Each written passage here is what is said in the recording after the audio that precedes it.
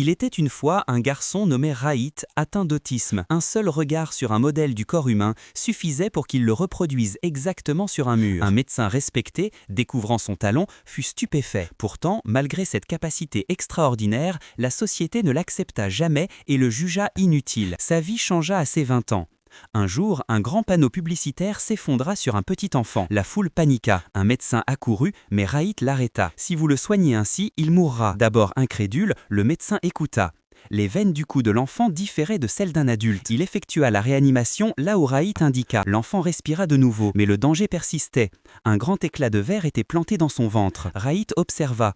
Le poumon gauche ne bouge pas. Il diagnostiqua un pneumothorax sous tension. Il demanda un couteau, personne ne répondit. Il courut à la sécurité de l'aéroport pour un couteau confisqué. Les gardes le prirent pour un fou et le poursuivirent. Raït saisit l'arme et s'enfuit. Ils le capturèrent, mais la mère de l'enfant arriva et expliqua. On le libéra. Il fabriqua une valve unidirectionnelle avec un tube et une bouteille, stérilisa le couteau à l'alcool et incisa précisément sans toucher une veine. Dès l'insertion du tube, l'air s'échappa, l'enfant fut sauvé. Les gens filmèrent tout.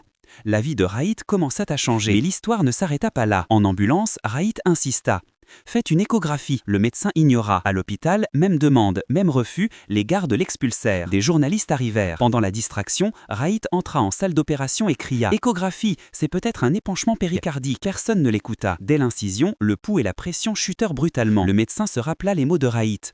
Fit l'échographie, il avait raison. L'enfant fut sauvé une deuxième fois. Après l'opération, le médecin vint remercier Raït. À son comportement, il comprit l'autisme.